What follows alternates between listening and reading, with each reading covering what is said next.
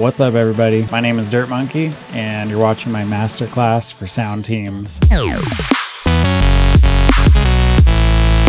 I've been making dubstep, drum and bass, house for the last 20 plus years. Started making music when I was 15.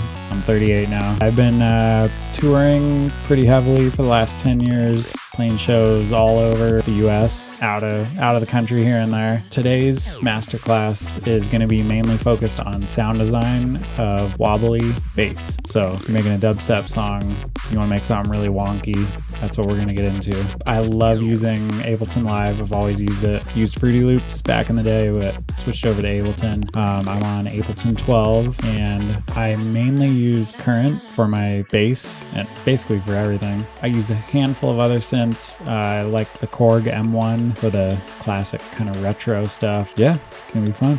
Here we go.